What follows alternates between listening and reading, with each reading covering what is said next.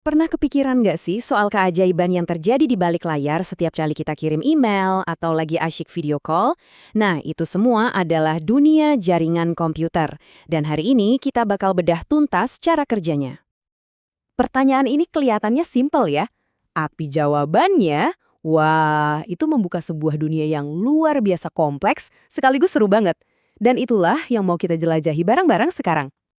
Sebenarnya, inti dari jaringan komputer itu sederhana banget.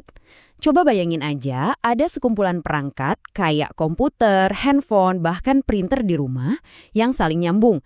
Mereka semua setuju buat ngobrol satu sama lain buat tukeran informasi. Biar gampang, kita pakai analogi jalan tol digital aja. Anggap setiap perangkat itu adalah sebuah rumah. Nah, jaringan ini adalah sistem jalanan yang menghubungkan semua rumah itu, yang bikin kita bisa ngirim paket, dalam hal ini data, dari satu pintu ke pintu lainnya. Tapi tentu aja nggak semua jalan tol digital ini ukurannya sama. Skalanya itu bisa beda-beda banget, dari yang sifatnya sangat pribadi sampai yang mencakup seluruh planet kita. Di sini kita bisa lihat betapa beragamnya skala jaringan itu. Kita mulai dari yang paling kecil, ya, PAN atau Personal Area Network. Ini ada di sekitar kita loh, contohnya, pas HP kita nyambung ke headset Bluetooth. Skalanya nambah gede, jadi LAN, yang biasanya buat satu gedung atau kantor. Sampai akhirnya yang paling raksasa, yaitu WAN, Wide Area Network, yang kita semua kenal sebagai. Nah, perbandingan ini pas banget buat ngegambarin bedanya. LAN itu ibarat komplek perumahan kita, di mana semua perangkat terhubung di satu lokasi. Sementara WAN itu udah kayak jaringan jalan tol antar negara yang super besar, yang nyambungin semua komplek ini di seluruh dunia.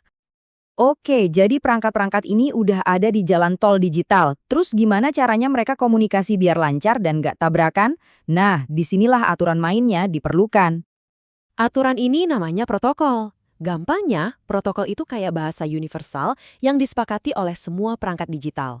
Tanpa protokol yang sama, komunikasi antar perangkat bakal kacau balau. Persis kayak dua orang yang ngobrol pakai bahasa yang beda total.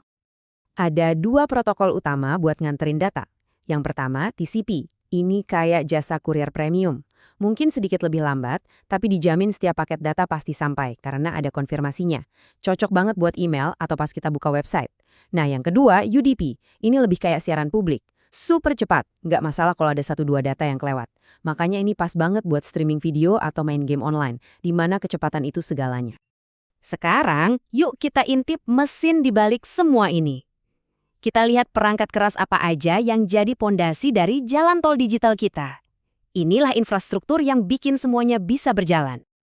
Kita mulai dari perangkat yang mungkin paling akrab sama kita, router.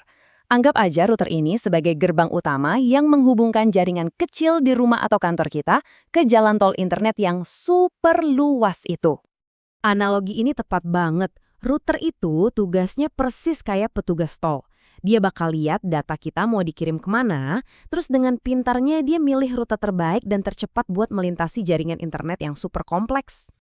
Kalau tadi router itu ngatur lalu lintas antar jaringan, nah switch ini tugasnya ngatur lalu lintas di dalam jaringan lokal kita sendiri. Jadi, beda sama perangkat lama yang namanya hub, yang cuma bisa teriak ke semua perangkat, switch ini jauh lebih cerdas. Dia bertindak kayak papos yang tahu alamat persis setiap rumah, jadi datanya dikirim langsung ke perangkat yang dituju. Jauh lebih efisien kan? Tentu saja, ngomongin infrastruktur nggak akan lengkap tanpa ngomongin keamanan. Nah, disinilah firewall punya peran penting. Firewall ini posisinya ada di perbatasan jaringan kita. Dia bertugas kayak satpam yang memeriksa setiap paket data yang mau masuk dan keluar. Buat mastiin nggak ada hal-hal berbahaya yang bisa menyelinap masuk. Baik, kita sudah menjelajahi jalan tol digital ini dari berbagai sisi. Sekarang mari kita simpulkan 4 hal paling penting yang perlu kita ingat. Poin pertama, tujuan utama jaringan adalah kolaborasi. Jaringan memungkinkan kita untuk berbagi sumber daya, mulai dari file sederhana sampai koneksi internet yang kita pakai setiap hari. Kedua, skala itu penting. Ingat ya, jaringan itu ukurannya nggak cuma satu macam. Ada yang sekecil koneksi Bluetooth di saku kita, dan ada juga yang sebesar internet yang menghubungkan seluruh planet. Ketiga, aturan adalah segalanya. Protokol itu ibarat bahasa yang menjaga lalu lintas data tetap teratur. Tanpa protokol, internet yang kita kenal sekarang ini nggak akan pernah ada. Dan yang keempat, semua ini bisa berjalan karena didukung oleh infrastruktur fisik. Perangkat seperti router, switch, dan firewall bekerja sama sebagai satu sistem terpadu untuk membangun dan melindungi jalan tol digital kita. Dan sebagai penutup, saya mau tinggalkan satu pertanyaan buat kalian renungkan. Kota digital kita ini kan terus berkembang pesat ya. Kira-kira gimana caranya kita bisa memastikan kalau kita membangunnya jadi tempat yang aman, cepat, dan yang terpenting bisa diakses oleh semua orang.